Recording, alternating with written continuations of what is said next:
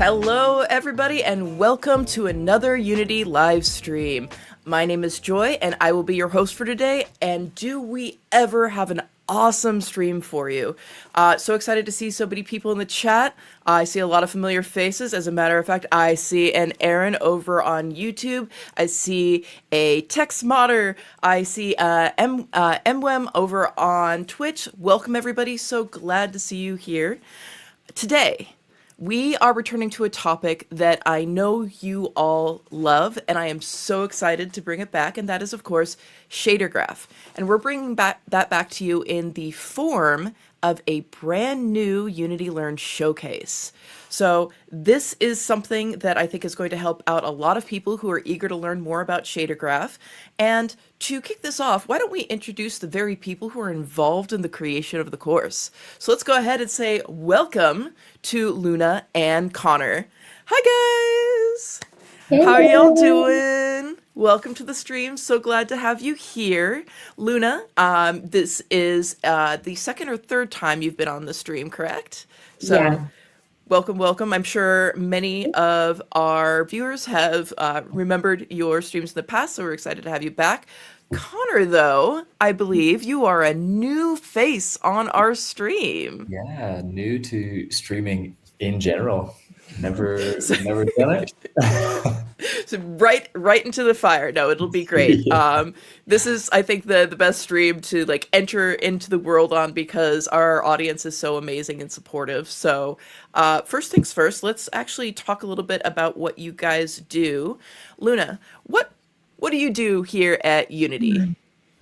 Well, first of all, I want to say that I'm very, very grateful to be here today, that I really hope you guys enjoy today's live stream that is made with a lot of love and tears. No, just love. But yeah, my work at Unity is basically creating learning content. So yeah, basically creating products like the ones you will be seeing today that I hope you guys enjoy, and that is part of a collective effort into creating more advanced content for you guys to continue growing your game development journey. So yeah, thank you so much again for having me here. Amazing. Now, Connor, I want to know what you do. Now, I already know what you do at Unity. I have relied on you quite a bit in the past, but why don't you tell our audience about what you do at Unity and how, even though they may not have realized it, all of them, if they've looked at Unity Learn, have seen your work. Yeah, so I support anyone that is trying to make learn content. So I think of myself as an advocate for users. Sometimes subject matter experts don't know what it's like or can't remember what it's like to not know all of the amazing things that they know. And so I will try and help shape content to be a little bit more user-friendly. So if you have used any Unity Learn content, my little paws have been all over it. Yeah. Connor is one of the people who, back when I was doing Learn content, would translate my insanity, it's like this make button go, into actually readable, coherent content. So Connor does a very important job. But yeah, so again, welcome to the stream. We're so excited to have you guys here. And as I mentioned at the top of the stream, the reason why we're here is because there is a brand new course on Unity Learn, and of course we have a trailer for it, so let's go ahead and jump to that. Get started with Shader Graph today and step into a vibrant desert marketplace where every stall reveals a visual effect that you can create directly in Unity. In this course, you'll learn the foundations of shaders, what they are, how they work, and how Shader Graph lets you build custom materials visually without writing any code. You'll explore how shaders control appearance, understand fragment and vertex shaders, from highlights and X-ray effects to holograms and vertex displacement, pixelation, dithering, and even liquid shaders. With script integration, each unit introduces the new set of techniques that gradually builds your skills. Because this course is completely modular, you can follow it from start to finish or jump straight into the effects that you want to learn the most. By the end, you'll have created multiple practical shaders, and using the extra assets available, you'll be able to build your own showcase scene and turn it into your own portfolio piece. If you're ready to go beyond the basics and start building visual effects in Unity, then getting started with Shadergraph is the perfect place to begin. Ooh, that looks so exciting. Love a good learn trailer. It always makes me so eager to go in and explore the content. And there seems to be a lot of really excellent content in this course. So let's actually start by talking a little bit about the course overall. Who is this course for? Okay, so it is initially designed for late beginners to intermediate users because, of course, if you guys heard the word shaders, it can seem scary at first. Like for me in particular, when I first got into game development, it was one of the hardest things to understand, like to actually grasp what a shader could be, and even more, how to create one. So, I mean, the idea is that you already have some understanding of the engine, have created a project of two, and have encountered shader along the way and want to learn how to create one. So the goal of this course is to give you hands-on experience. So by creating real shaders, you can start understanding how an effect is created, what nodes are usually connected together, and developing the abstract thinking needed to create your own shaders in the future. I mean, you will never stop learning in this area, and you might encounter a lot of uh, well, things we need to figure out in the future, but we hope this is a good starting point for you all. Excellent. So we actually, I saw somebody in the chat over on YouTube say from Blue Pain say, "I hope I will understand all of this someday." Well, it seems like this course is a great way to understand all of this. Would you agree? Wait, sorry. I was also reading the comments. Everything. So we have somebody in YouTube chat who says Yeah. that they hope they will understand all of this today someday, and it looks like this course is going to be the key to learning how to understand all of this. So I mean, awesome, yeah, awesome. I Yes. mean, I hope that's the case. Yeah.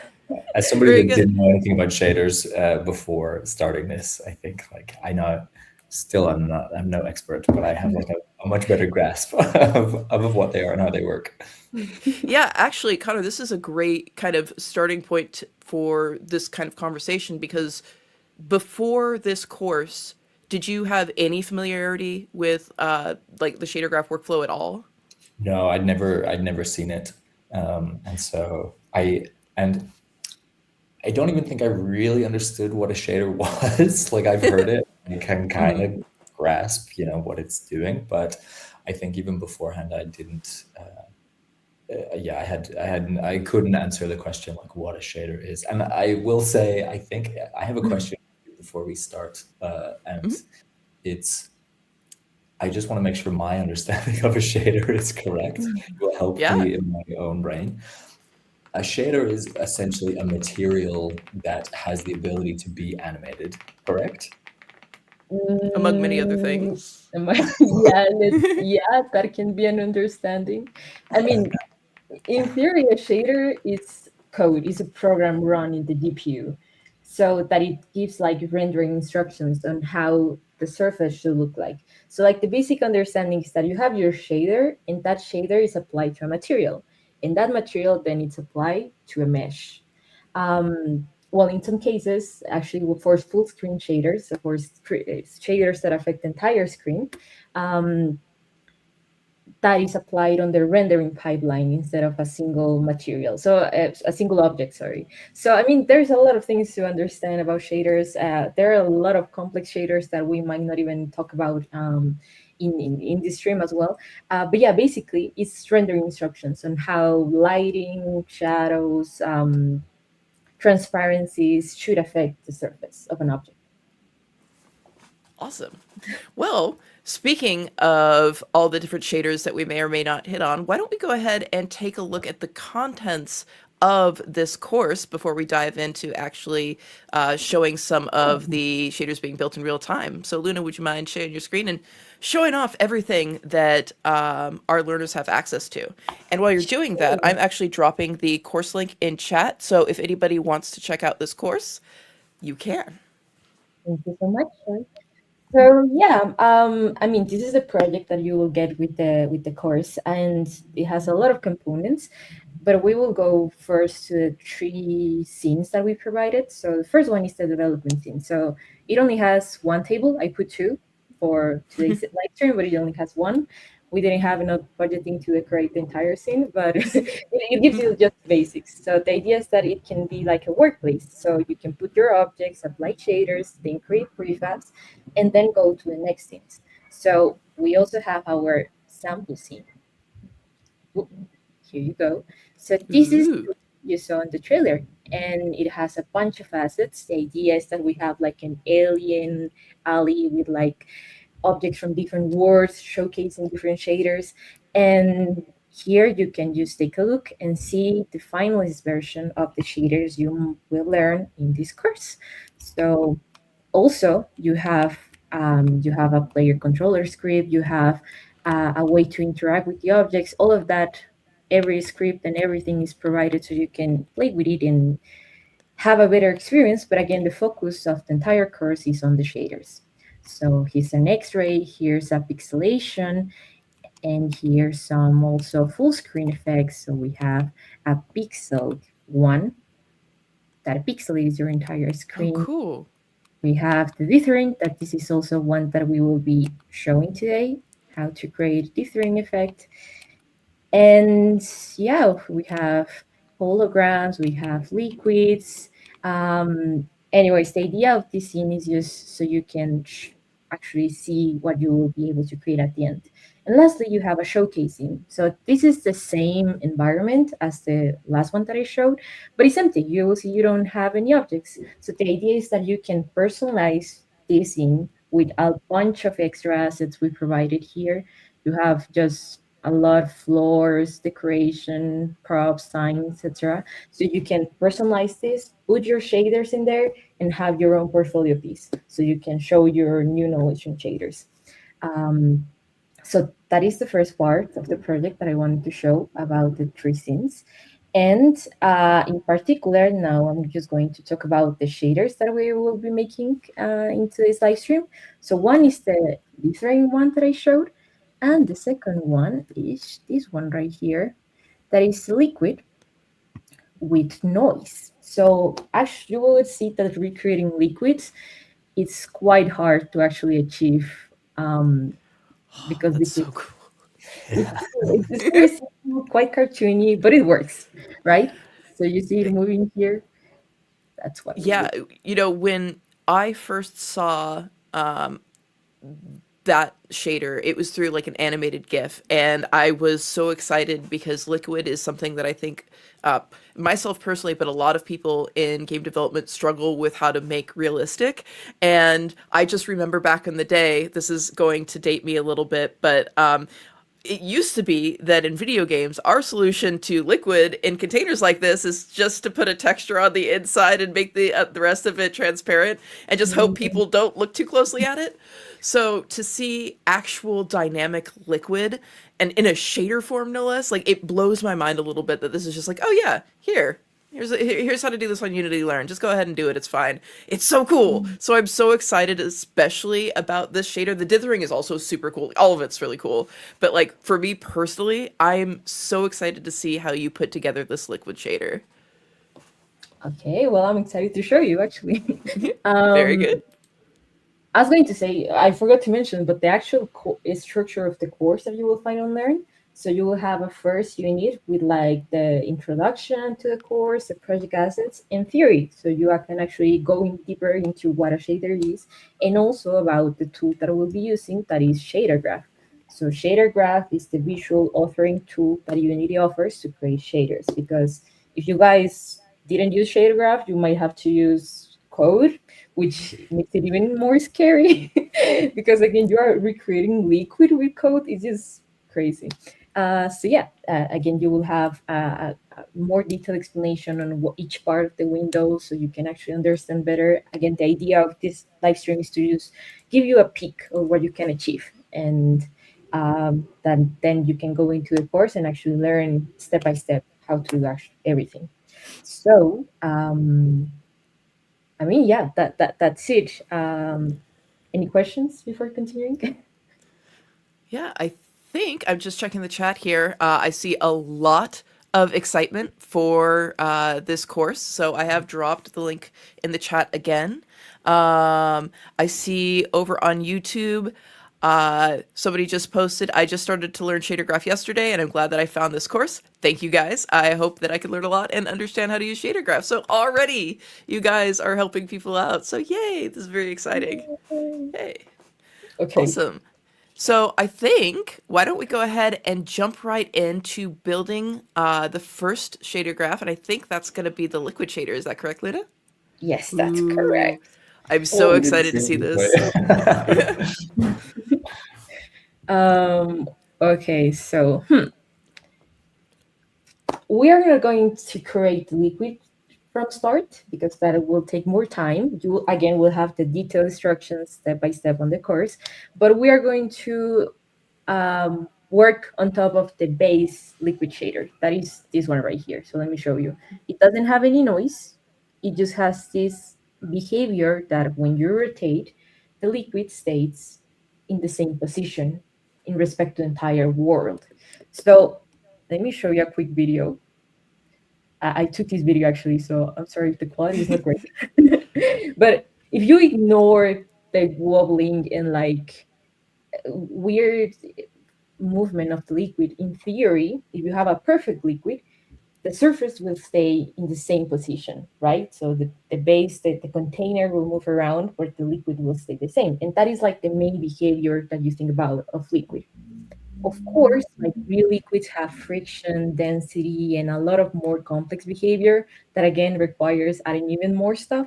We're just going to be replicating a kind of like perfect liquid, water with no like friction, and that has the simplest behavior. Okay.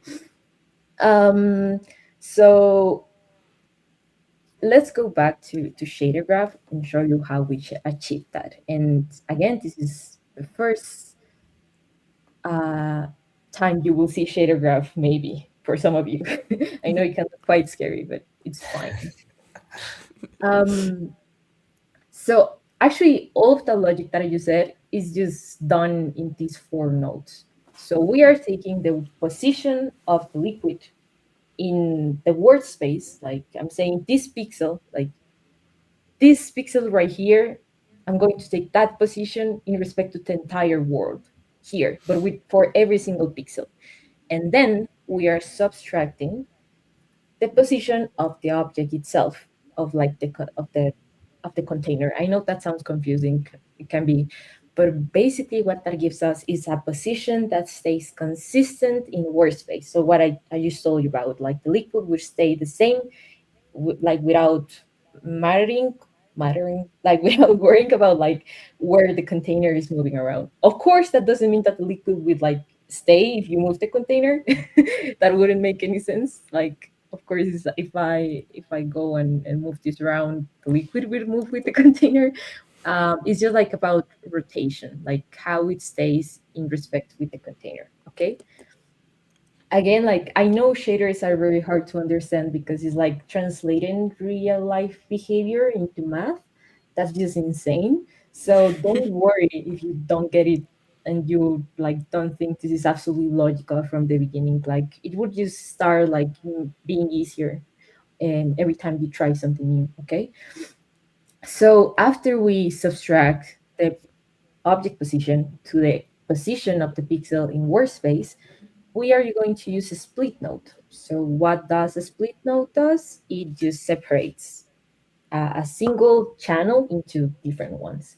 So in this case, you can see that the output has a value of 3. This means that it's a vector tree or like a value with 3 values.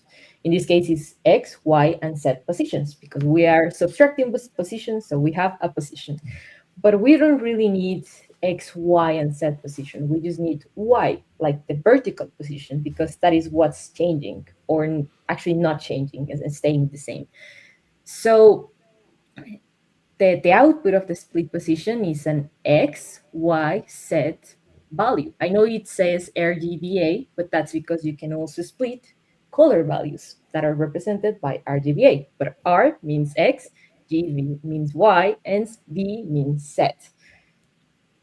Many words and letters. I know it's weird, but that's part of it. um, Everything good until here?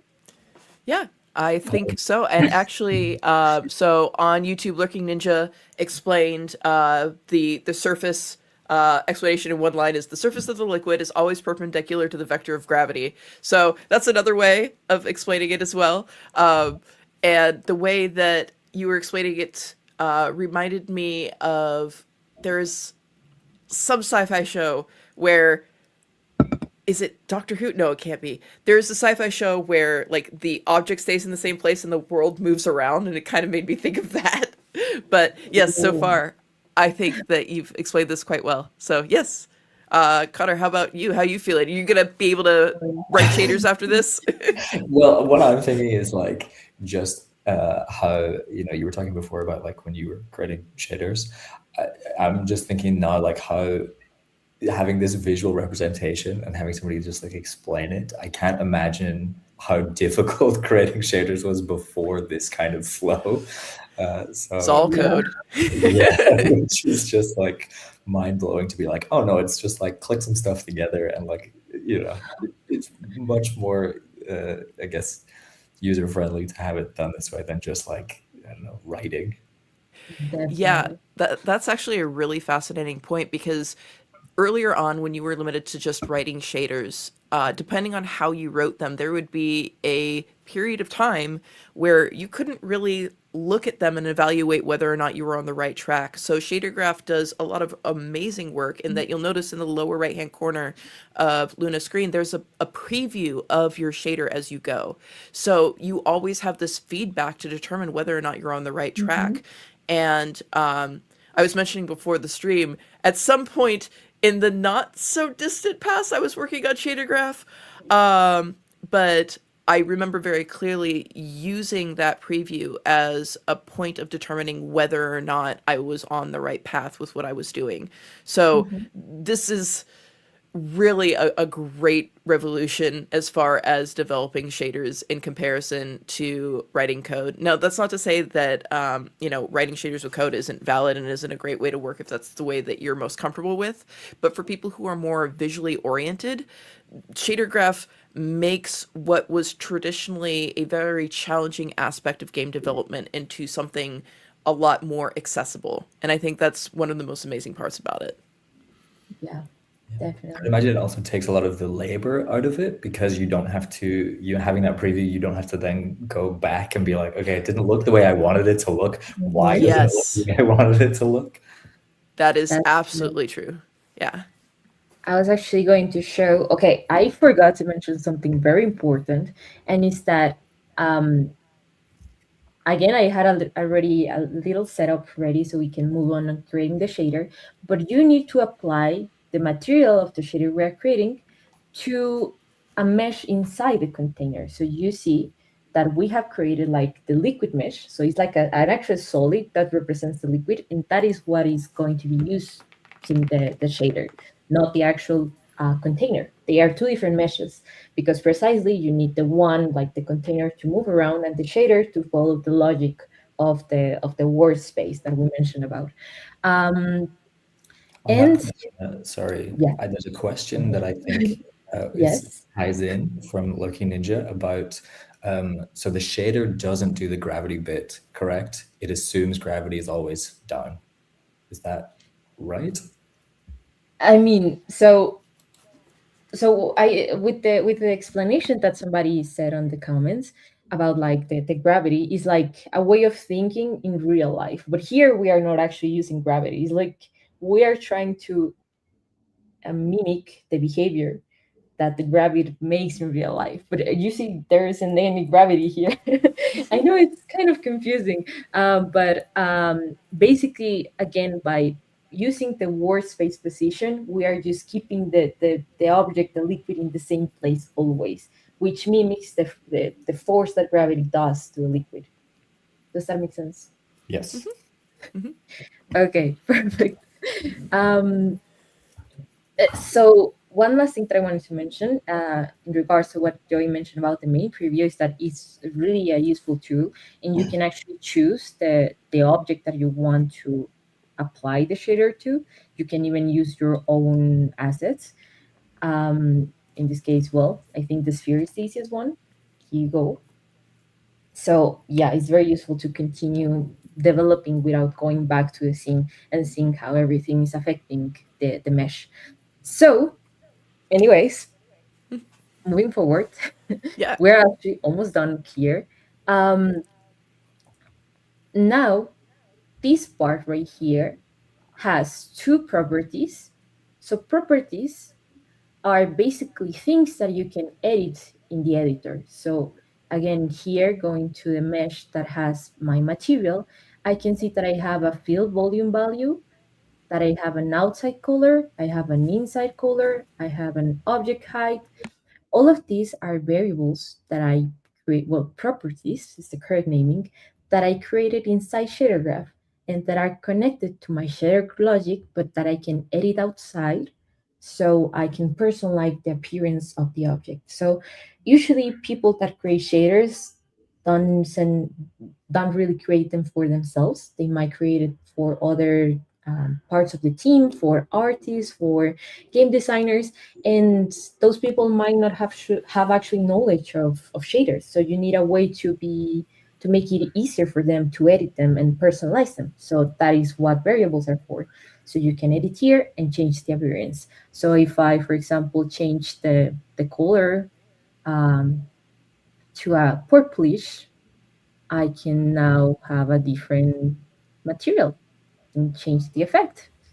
So again, here we created two properties in a remap node. And again, this is explained better on the course, where basically the idea of this part is to be able to control how filled or empty our bottle is.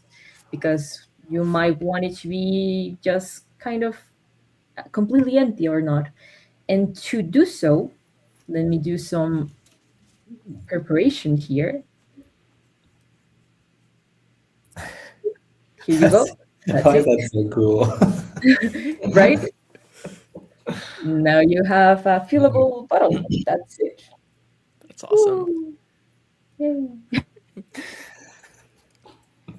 Okay, so again, the last thing is the step node. So the step node takes into account a certain threshold value uh, and what it needs to be compared to. So in this case, the threshold value is all the logic that we created about how filled the bottle should be and that the pixels should stay in the same position. And the fill volume, so this variable right here. And, oopsie, it will paint all of those pixels, like the pixels below the threshold value, a certain color, and the rest will be transparent. It will be empty, giving the appearance again of an empty, half empty bottle. That's it. That's it. That's the entire logic of the actual liquid. Here we are just adding color, so creating these two variables that I created to create the appearance of volume. But actually, this is like if you know meshes. Oh, The liquid is so cool. It needed celebration. yeah, my bad. Apple stuff. Anyway, so the mesh is like a pill, like like The capsule, medicine, or a yeah, capsule, yeah, like literal yeah. capsule, and you are like cutting it. So the inside is this purplish, whitish color, and the outside is the dark purple. So in theory, it's like an empty mesh, but it gives the appearance of volume. Like visually, your eyes will think that it's actually liquid. So that's Yeah. cool. It's a way of doing that. That's so cool. I kind of didn't even clock that that was happening. Like I was like, yeah, shader. Oh, Mm. of course, it looks like liquid. Yeah, great. But didn't really factor in the actual like tech behind that. Yeah, it's A lot of really math. funny, and somebody actually in over in Twitch Flacco says, "I'm surprised at how incredible it is to see a bottle full and empty," but it's really true because that kind of like dynamic interaction with an object is something that's super special, and it's also really interesting, Connor, kind of like how you said, "Oh, it was just." It's liquid in a bottle, right? And Yeah. in my mind, I always just think, oh yeah, it's a container. It has something in it. But as Luna just explained, it's so much more complicated than that. And it's just like this single object, and the shader is actually bringing in this level of complexity that actually fools us into thinking that there's so much more Hmm. detail and so much more going on than just, a simple 3D model with a really cool shader on top. Yeah, Yeah. exactly. And I mean, what you just said, like shaders are a great idea for optimizing a lot of things inside your game. Like, of course, you can create liquid in many other types. Like, there's like a liquid simulator. You can, I don't know, create like VFX. You can mimic the impression of liquid in a lot of different forms. But shaders is usually one of the most efficient one because, as you saw, as you mentioned, you just mentioned, it's just mesh, a simple mesh with like some mathematical tweaks that make it seem better, like liquid. So again, for optimization purposes, shaders is usually a very good choice. So that's why a lot of people want to learn shaders. Um, yeah. Very cool. All right. Well, shall we move on to the next part of the shader then? Yeah. Yeah. Let's go. So again, this is something that is explained better and has a separate tutorial in the course, but we are going to add the wave functionality that we show you. Um, so again, if you have any questions, if you don't understand anything, please just ask. Okay. So the first thing that we're going to do is defining the plane in which our waves will move. So again, we had the surface and we want the surface to move this way, right? So it means it will move horizontally. So in Unity, the axes that define the horizontal plane are X and Z, right? Because Y is up, Unity is weird. Yeah. So to do that, now that we have our split nodes separate the the logic that we have created to define the surface of the liquid, we will just use the x, again, r is x, and set b axis to define the horizontal plane. So how would you combine the x and z axes to create one? Using add function, like just adding things together. So we are literally going to do that. We're going to create an add node. So it's just as simple as that. We create our add node and we connect the R and B outputs. And that's it. We have defined our horizontal plane, just like that. That's That was excellent. easy And peasy. that's it. Yeah. Yeah. It's just us sitting here waiting for the next step. Oh, we're done already. It's No, like, okay, but there's more, right? Like, there's more yeah, coming. there's more. We have just defined like the place where calculation will happen, like the place in which waves will happen. Wow. Okay. But it's as easy as that. So now, like going into like again math, if you guys remember when you were in school and you were teach the sine wave, sines usually have two things that define them: the amplitude and the frequency, right? So amplitude, I will read this. Amplitude measures the peak voltage or distance from the center, right? So basically defines how big the wave is or how narrow it is, and the frequency, how often that happens, right? So if we have like one and then another one, or if they go very very continuously, so we are going to define two variables to be able to control that: the frequency and the amplitude. Okay, so to do that, here on the shader graph, this is called the blackboard, and the blackboard is where you define variables. So both of them are just float. They are just numbers that define if one is like normal amplitude or like 300, so it's like a huge wave. And the same for like frequency. So let's create an wave frequency and a wave amplitude. I just want to say, Luna, you have managed to explain this in a way that's far superior to anything any of my math teachers ever explained. Yeah. Because, like, when you were explaining them, it was like, oh, okay, I get it. Yes. But, yeah, but not how I remember learning in school. As a matter of fact, I barely remember learning in school. So, excellent teaching technique. I Yeah. understand now. Thank you. So much. Yeah. It's very satisfying to see somebody be very good at something. Just like, Thank you. Thank you so much, guys. There's a lot of pressure now. No, no. Okay. So the first thing is that we are going to define the frequency. So again, we have our surface, right? Imagine it's just like a plane. Like we're just looking at this here, right here, just this, okay? And we want to define in where exactly the waves will appear. So imagine you have like each pixel, and we need to find like a way of controlling how often the waves will happen.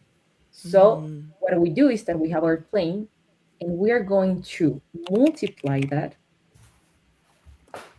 by our frequency. So if our frequency is zero point 0.3, in a way, every zero point 0.3 units, the wave will happen. And again, and again, and again, and again, and again, and again.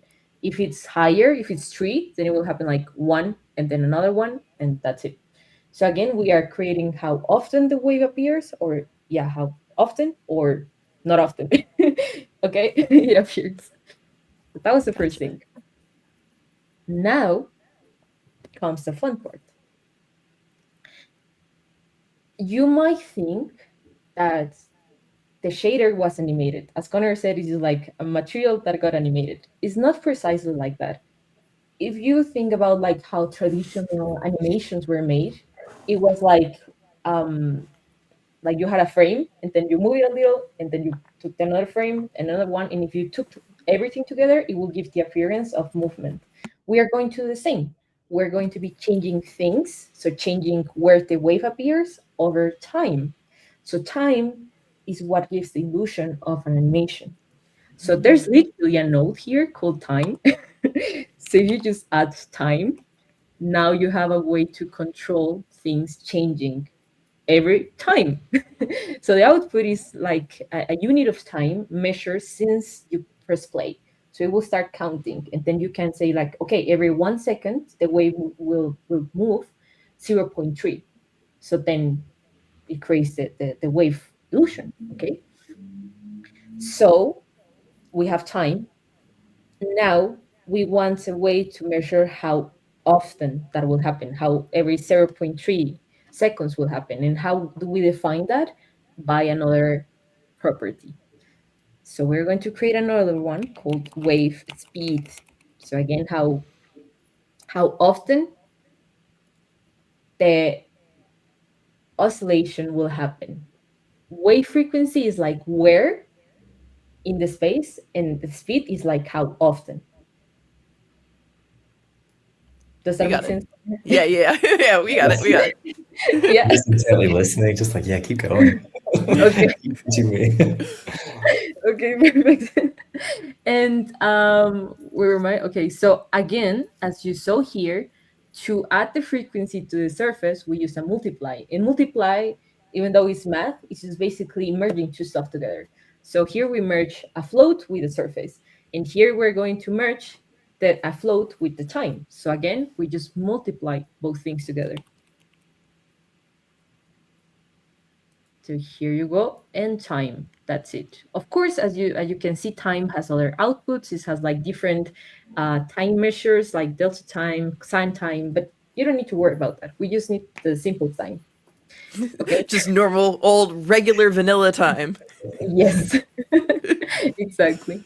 Here you go. So here I just collapsed the node, so it's tinier and simpler. That's just everything that I did. We're almost done. Okay, I promise. So now, again, we have where the wave will happen. We have the time that will be our way of shifting the wave through time and making the animation. We need to merge them again. But in this case, not overlapping, but like unite them. Like uniting the time offset with like the surface in which you will change stuff. So we will do that with an add node. So add and multiply are the two things more used in shader graph and in creating shaders. You will see them very often. And you again will start understanding when to use each one. Okay, here we go.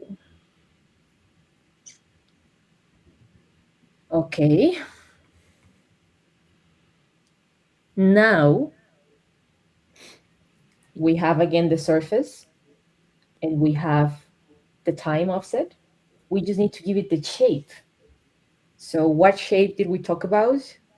A sine. Sine is the shape that we want.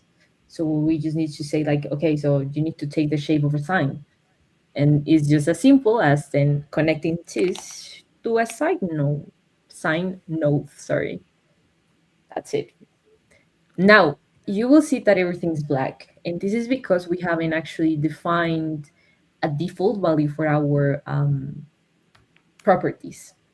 So if we, for example, said that our frequency was, I don't know, 0.03 and the wave speed is 0.12 and the, where am I?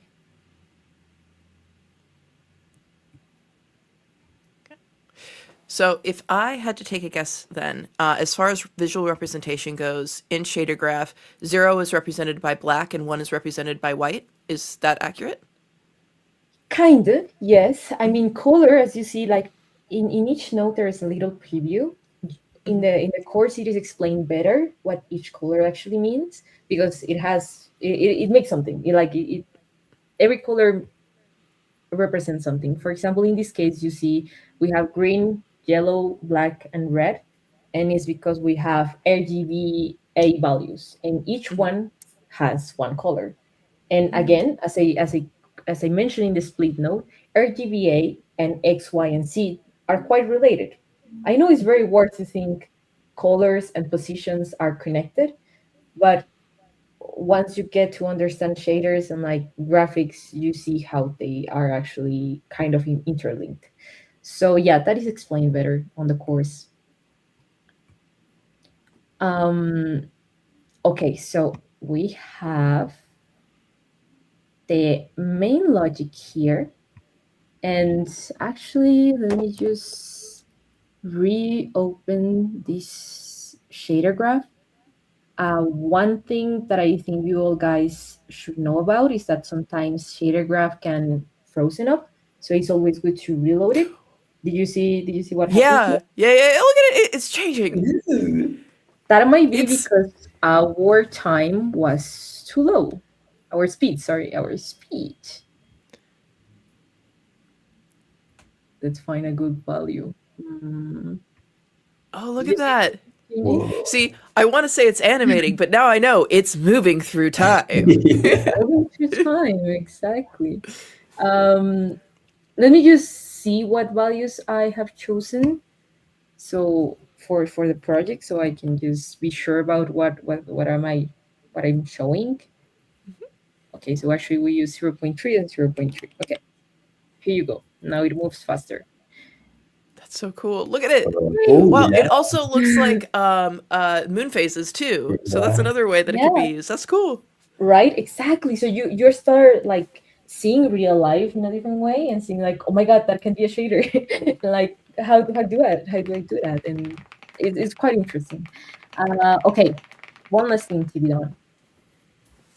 So remember we created our wave amplitude. We already use our wave frequency here. We use our wave speed here. Now we need the amplitude, how big our waves will be.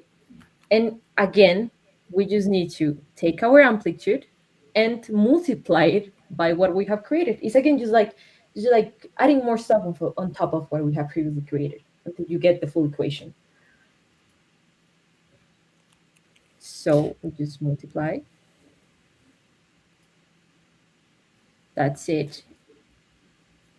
That's amazing. See, I really like shader graph because the whole idea of, hey, you really need to know math for game development remains true, but it's just arithmetic, and I can handle that. Add, subtract, multiply? Yeah, I'm all on it. Well, I mean, there's the sine wave is in there too, but still, like, this is way more approachable than some of like vector math and stuff that you'd have to do. Exactly.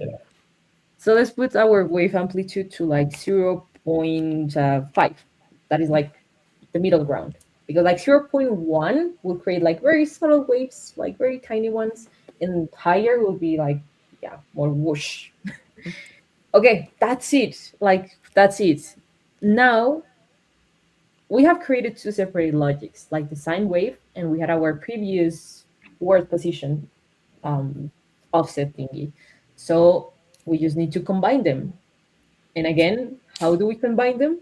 With add! Yes. Yeah! Woo! You Connor guys and I are like, learning. yay! We are learning! Yeah, this definitely feels like we're in a classroom, Joey and I. I mean, it's great to see that you're starting to understand the logic. So again, we just add. So we add the sine logic with the previous logic that was finalized in the step node. Oh no, wait. The step node goes after, because again, the step node define what is transparent and what is colored. Oh, okay. So again, we still need to paint the waves. So we need to say like, okay, in this case, this wave will be painted before the step node. So what we need to add is this remap here. We connect the remap, and now we connect this to the step input that was before connected to the remap. And that should be it. Hopefully, I didn't make any mistakes. So if we save and we go back to our scene, here you go. So now we didn't change our wave amplitude. That is why it is staying in the same position. But if we try up, wait.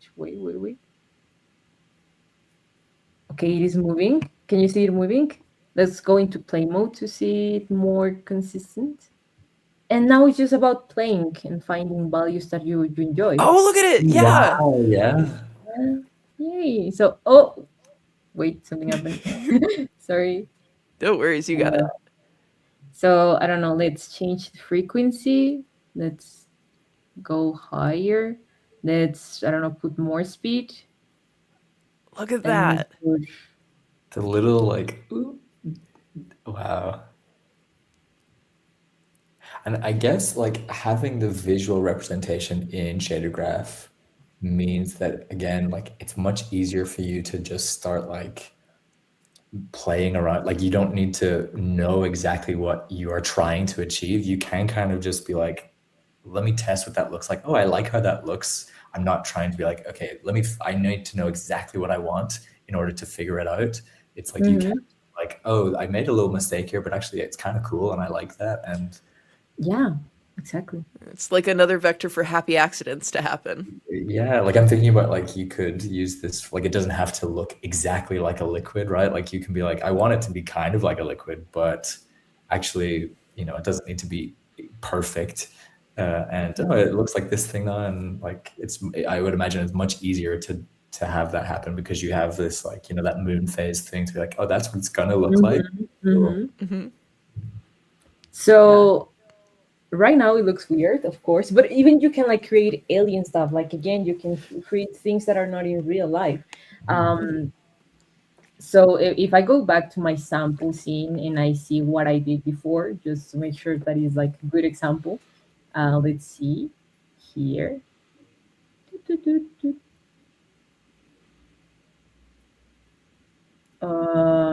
She's one. So we had a value of, no, it wasn't this one. Sorry, so many bottles. Here we go. What a problem to have. Sorry, guys, there's just so many shaders to sort through. Right? Yeah, that's like a very good thing for everyone. If you enjoy our project, you have a lot of options. So actually, help me remember these values: 0.015 to 5.93. Got those written down, Connor? I got it. I got it. Don't Got worry. it. Great. Yeah. Okay. So here we go. Now just to have a good value. So it was what? 0.0. 0.015 Uh-huh. to Amplitude 5.93. to Oh no, sorry, just 5.93. point. Wait. 0.593. Is that it? No, I thought it was 5.93. So, God, okay. Luna, we're not good students, I think is the takeaway. We're really engaged and we love the lecture, but when it comes to the test, we have failed. Okay. Fun. Wait. Oh. Okay, no, that's not it. That looks so cool though. Just Very like bottle looks very cool. yeah, like the bottle is truly emptying out. And I think that's another thing that's really cool, just in as a side, like as the water volume goes down, it doesn't look like it's just like a color that's being cut out of the bottle. It actually looks like the liquid is actually being like Yeah. emptied. Mm-hmm. Like those tiny little Exactly. movements on the surface of just like yeah. it's not going like in a straight line. It's very, very cool. That's true. And I forgot to show, but again, like the project also provides with scripts to interact with the objects. So we have here an interactable, and we can just put it around. Like, of course, it's not perfect. You can see that it sometimes seems to disappear, but it's just like perfecting, playing with the values until you find something that looks good enough. But the shader logic is there, so that's great. Yay! Okay, we're done with the first shader. Oh, amazing. That's so cool, Luna. Ah! And just as a reminder, how many liquid shaders are in the course? There's 3, right? Yeah, so we have the simplest one, so the one that we show at the beginning. We have this one with noise, and we have another one that I can show it actually, that responds kind of to real life physics. So that is Ooh. another shader that shows you how shaders are not like this individual thing in Unity, but that it can be connected through scripts to other stuff. So in this case, we have a script that when you go to your object, you see how Oh, it wow. wobbles? Yeah. That was very, and also like if I shake my thingy, it will kind of move as well. Like again, you just need to play with the values and stuff, but it is even more realistic than the other one. Oh, that's so cool. So, as a reminder, if you want to check out the liquid shader that Luna just went over, as well as the remaining 2, you could do so in the course. And I'm dropping the link in the chat once again. I do want to call out on YouTube. Affixi actually did go and record the values. So, just for reference point, it was 0.015 amp, speed was 2, and frequency was 5.93. So okay, I missed speed. They were up in the front of the class. They're like, I got Thank this. you so It's much. fine. Whoa, that's cool too. Oh wait, amplitude. Wait. So we had another. Amplitude is 0.015. Yeah. Wave frequency. Frequency is 5.93. Yeah. Yeah, we had another. And speed was 2. Okay, yeah. There we go. There Yeah, we yeah, go. yeah. That looks way better. Thank you so much, guys. Hey. Yeah. Jeez, that looks so. Yeah. It's such a good time to be a game developer. That's all. It's just every time I look at like the stuff that's just readily available in Unity to play with, I just get so excited, and it's like we can make all these cool things. It's so awesome, you guys. It's so cool. Yeah, I think I'm like finding it so interesting to like think about the fact that it's 3D as well. It's not just like, oh, it's this thing, and like from this angle, like it's correct. But if you were to go behind, it's just nothing. So right, her camera, like game view around, and be like, no, it's doing it. It's everywhere. It doesn't matter where you stand. The liquid is correct from all angles. Yeah. But actually, I saw a question earlier, but I can't find it right now. But is there something that is like, is that quite, could it be quite taxing GPU wise to have, shade? Is there a way to like have that be like, oh, it's, it's only it actually, if you have like a fixed position in your game or whatever, it's like it's only going to be seen from here, and it's, you know, the back half is actually not there. Well, That might be too big a thing, and maybe not.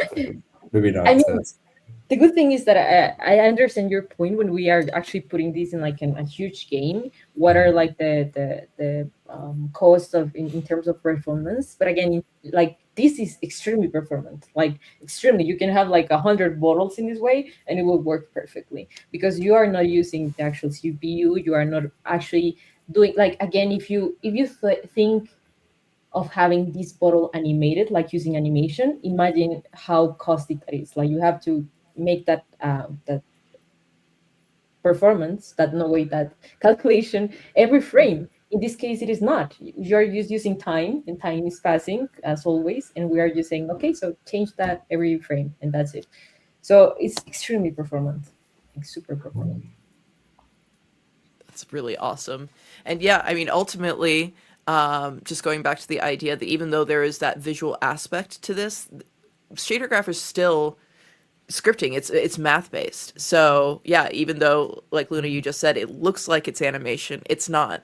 And obviously, running calculations is always going to be more performant than having an animated mesh, and let alone hundreds of animated meshes in a scene. So that, yeah, definitely makes a lot more sense from a performance perspective. So let's see. We did shade. Well, yeah, we're doing shaders. We did liquid, but there was another type of shader, and I think this one is different because it's a full screen effect. Is that correct? That's dithering, right? It is correct. So let's go back to our sample scene just to show quickly what it is. So we are just going to our dithering shader. It's quite short, don't worry. So this is the effect. So again, as you can see, it is affecting all the screen, like it's affecting everything. So usually a lot of games will use full screen effects to change the entire like appearance of your game. Like you don't necessarily need to create pixel assets when you can just like pixelate the entire screen, or even like use dithering to like emulate this like vintage PS1 type of like appearance in your game. It's so harsh to hear PS. I was just thinking that as well. Ah, yes, the antique gaming systems, if you will. Yeah, antique is a nice word. Okay, 1 second. Here we go. So yeah, this will go quite fast, quite fast. So one thing that I mentioned in the beginning is that again, shaders are always connected to materials. Like shaders and materials live together, but you don't always need to apply the material to an object. In this case, you are not applying the material to every single object. That would be like insane. But rather, you are applying the material to the rendering asset of your project. So if you go to project settings, graphics, you will find here the default render pipeline. So this is the asset that defines like the render pipeline of your project. And it has a renderer asset attached that is the one that gives like the instructions on how objects should be rendered. And you can add stuff to that renderer. So in this case, that stuff is called a renderer pass. So it's like extra instructions on how everything should be rendered. And this is where you will apply the material. So you are saying when this renderer pass is active, you will use this material to the entire rendering screen. Okay, so you are using the dithering to render the entire screen as kind of a post-processing effect. Quite similar. Okay, I know Yeah, that is like yeah. complicated, but okay. Filter almost on the view, right? Like It's a filter, precisely. So this would almost be like an alternative to post processing in a way. I mean, again, post processing can be quite limited, considering like the the things you can add, like bloom, color adjustments, stuff like that. Um, but like deep down is like quite similar. You are creating a post processing, so like after the scene is like processed, you are applying something on top. So quite similar in a way. So after you add the material here, in theory, it will look something like this. It will look gray because that's like the default material color is just gray because we haven't done anything to the material. But we have provided a way to um, activate the material so it's not always present. So as you saw in the sample scene, it only activated when I interacted with the glasses, and that is exactly what we're doing here. So my headset is already configured to activate the full screen pass when I click on it. When it is not, then my scene is rendered as normal. So it's easier. So now let's go back to creating shaders again. Yay. So we're this is actually quite fun to do, and it's very simple. So I really hope that yeah, I think we have time to do it. Yeah. So okay, the first thing is that shaders also have graph settings or shader graph settings. So again, like one thing is adding the logic to your shader, and another one is like defining what type of shader it is. So in this case, we have created a full screen shader because it will affect the entire screen. But we also need to change the one second, the blend mode to alpha. Why? Because if you remember the example that I showed, like you can still see the background, right? It's only like you have a filter on top. So you still need to calculate the transparencies. And the way dithering works is that you have a texture that I'm going to show it after, and that texture basically will be darker in darker areas of your scene and transparent in areas where it is lighter. That makes sense. So you always need to connect the logic to the transparency. So you have like a filter that lets you see both things, the logic and the background. Okay? Got it. Yep. And if you left that at opaque, we wouldn't be seeing the background. Exactly. If we will leave it as disabled, it will be like, yeah, no background. It's only the Gotcha. logic. So it doesn't make sense. Okay, perfect. That's it. Now let's add our first node. Our first node is called screen position. And here we go. So the screen position node outputs every single pixels in your view in relation to the screen space coordinates. Okay, so they are consistent inside the entire viewport, and it lets you like specifically then apply the logic to every pixel in your screen, so you can exactly say how every pixel should look like. Okay. Yep. So we have that. We have a way of finding out the position of every pixel in our viewport. Now, again, what we do is that we apply a mask on top with the texture of the dithering effect. That texture is called a Bayer matrix. Again, math stuff. So if you guys like math, you will know that a lot of okay. So I will let you know, guys, that for people that like math, usually a lot of like natural behaviors, like even like shapes of like shells or like trees and stuff, patterns can be actually replicated with mathematical equations. It sounds absolutely insane, I know, but it's true. So there's like, if you search for noise textures, you will find like a bunch of things that you might have never seen before, of how you can replicate things that seem like, okay, that's nature doing like the calculation of on how this leaf pattern should look like, but you can do that with math. So in this case, we have our Bayer matrix that, let me show you here. Oh wait, it's not like that here. Here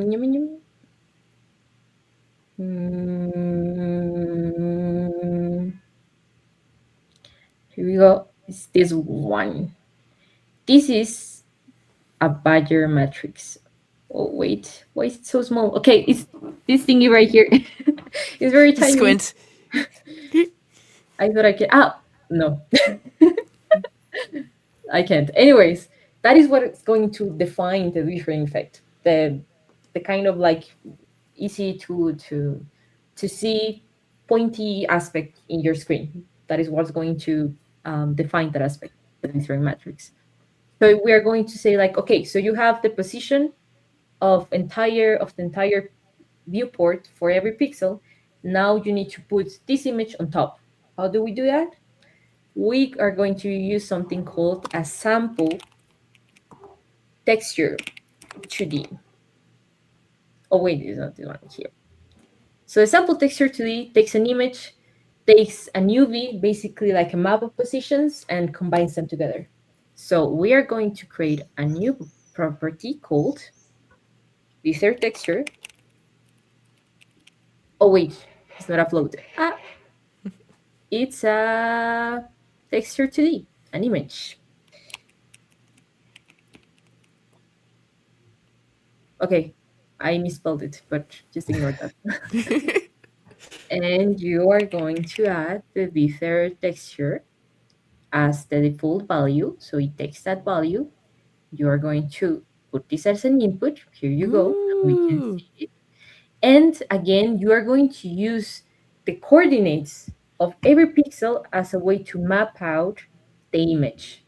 Okay. So you are connecting these two things together. So just as a quick way to show what it is doing, if I connect this to the base color, Let me see the preview, yeah. exactly, and if I save this, and I go quickly to interact with my glasses, what do you guys think will happen? We're gonna see that texture on Yeah. the screen, I bet. Oh, Oh, okay, something went wrong. Wait. I'm so sorry, guys. Live no, stream. it's live. You're It's live. developing live. Something will always go crazy. Uh-huh. So I have a question about. So this is like just for my own peace of mind. Yes. So you spelled the name of the thing wrong, but because it's not like actual coding, Uh-huh. does that matter? Because you're not actually calling. It doesn't need to match, right? Because you're not actually calling the same Yeah, it thing. doesn't exactly. Yeah, it doesn't. Yeah, I remember what happened. So one thing that you also need to always remember in shader graph is really important is that even though you make changes or define things, I can hear your cat purring. Sorry. Oh, I'm trying to keep him quiet, but yes, Pen has Nobody's entered the getting stream. Hello. Oh, Pen, Oh, say hello. He's leaving. Not the cat, but hi, Pen. He's like, hi. Okay, let me get my food now. It was like a whip noise. It was like white noise, like in the background. Apologies. No, it's okay. So yeah, one thing to always remember is that even though I define the value that this property should have, sometimes it is not safe. And as you can see, in the material, it appears as empty. So I just need to reassign it. So now it works. See, we have that. Oh, that's so cool. Here you go. Of course, you cannot see anything. But that's not the idea. And that is so we still need to polish this, but at least now we have like our texture mapped into the entire screen. We just need to find where exactly it should appear. So as I mentioned, the dithering effect should be more dense in areas with darker shadows, and it should be lighter in areas where there isn't a lot of shadows. So to do that, we are going to create a new node called scene color. And as you can guess from the name, it outputs the scene colors of every pixel on the screen. So it tells you what color it is. But we again don't need the colors. We need the values of brightness and shadows. So like how bright the certain pixel is. So we can know if we should apply the dithering effect or not. Okay. So usually colors, as I mentioned, and as a lot of people might know, are represented in RGBA values. But that's not the only way to represent colors. It can also be in an HSV value scheme. So HSV, if you guys have heard about it, is hue, so the actual color, saturation, so how vivid the color is, and the value. That is the brightness of the pixel. That is what we need, the brightness. So as this is RGBA, we need a way to convert this into HSV. And we just need to do that using a conversion. Oh wait, it's not called conversion. It's called color space conversion. That takes an RGBA value and turns it into an HSV. Oh, that's cool. That's very simple. I like Very that. simple. Simple is always good. Okay, so we have our colors for every pixel in HSV coordinates. Actually, let me show you if I just connected this to our base color and we go to our scene, this is how it looks like. Whoa. Again, HSV values. So hue, saturation, and brightness. Okay. Wow. That in itself is already a really cool tip. It's like, hey, it's almost like an alien planet. That's really cool. Yeah, you can just do that with like cheaters. That's another way of doing stuff. Okay, but again, we just need the B value. And I don't know if you remember that for the last tutorial, actually here, we use the split node to separate S, X, Y, and Z coordinates. We can do the same for RGBA or HSV, just like separating stuff together. It's just that. So we are going to separate this using our split node. And again, R will be H, G will be B. Wait, S will be G, and B will be B. Yeah, You got it. Yeah. wow. Yeah, I End of agree with story. him. Yes, correct. Okay, so we have that. We just need this channel. We just need this channel that gives you the value of like how bright and how not bright things are to define in which part the shader should have, the texture, sorry, should appear. And again, we're going to use another node that we use in this shader. You will see that we, throughout the course, reuse a lot of nodes so you can see how they are used in different scenarios. And then you can see like, okay, now I'm starting to understand when to use that node. So remember that you use the step node to define which shader should appear transparent and which pixels should appear transparent and which shouldn't. We are going to do the same. We're going to use the step node to define which pixels should have the dithering effect and which shouldn't. Okay, so Yeah. we have our step node. We connect the B value, so like the brightness value, as the threshold. So to say like, okay, bright values will have the one half the shader, and low values will have the shader. The texture, sorry, it's just so many words. The texture. And now we just need to put the texture as the threshold, like the way to actually color stuff. So you can see it already here. Yeah. So again, it looks black because we don't have the scene view, but basically these points are the high values, so the bright values, and the black are the low values. And that's it. That's it. So now, when we connect this to our base color, I know I didn't explain this in detail, what these things mean, but these are the main stack. And this is where the logic is connected. So you could have created all your logic, but until you connect it here, it won't affect the actual material, okay? But now, if I save, you can see. Whoa. So let me move around so you can see better.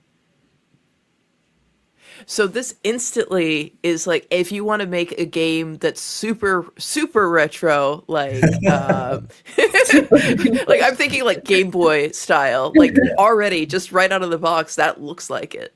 Yeah. Yeah, it's quite simple. And sorry, go ahead. Oh, I was going to say, and this I imagine is such a time saver rather than creating every single game object with this Oh like yeah. material or shader. It's like do all of your stuff and then just do this one thing and it applies it across the board. So I imagine that like saves you a lot of time, but also like processing power maybe. Yeah, Yeah. it can. I was going to do something.